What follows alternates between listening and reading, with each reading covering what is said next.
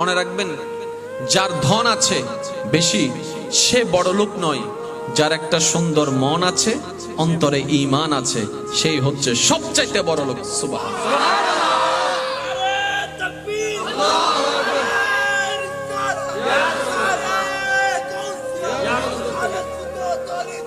উচ্চ আওয়াজ একবার বলেন মারহাবা।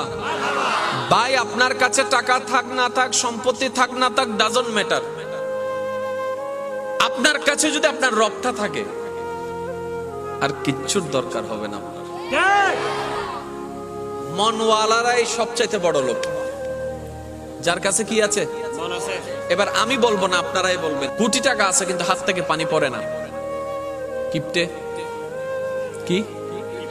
আরেকজন ডেলি 100 টাকা কামায় কিন্তু 50 টাকা মানুষের জন্য খরচ করে। এবার বলেন, বড় লোককে 1 কোটি টাকা ওয়ালা নাকি 100 টাকা ওয়ালা? কেন?